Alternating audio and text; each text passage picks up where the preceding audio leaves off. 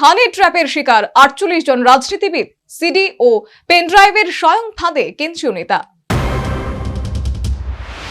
প্রথমে প্রণয় ফাঁদের শিকার হন কর্ণাটকের এক মন্ত্রী। ধীরে ধীরে তা এক বিরাট বিতর্কে রূপান্তরিত হয়েছে। জানা গেছে ওই মন্ত্রী একা নয়, সবসুদ্ধ 48 জন রাজনৈতিক নেতা হানি ট্র্যাপের ফাঁদে জড়িয়েছেন।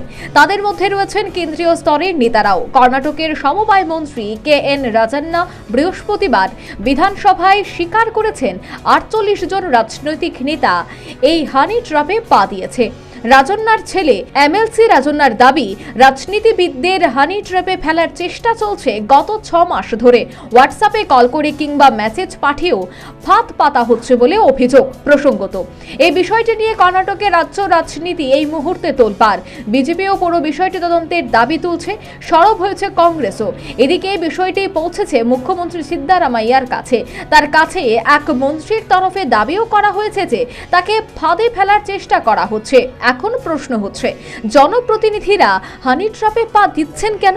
কর্ণাটক বিধানসভার স্পিকারকে সম্বোধন করে রাজন্না জানিয়েছেন, মাননীয় স্পিকার, কর্ণাটককে বলা হয় সিডি ও পেনড্রাইভের কারখানা। আমি বলছি না, বহু লোক বলে, এটা গুরুতর অভিযোগ। রিপোর্ট পেয়েছি, টুমাকুরুর দুটি শক্তিশালী মন্ত্রী হানি ট্র্যাপে পড়েছেন। তাদের মধ্যে আমি টুমাকুরুর এক মন্ত্রী, অন্যজন ডক্টর পরমেশ্বর। আমাদের দুজন ছাড়াও আরো অনেকের গল্পই ভেসে এসেছে। এখানে সেসব বলাটা ঠিক হবে না।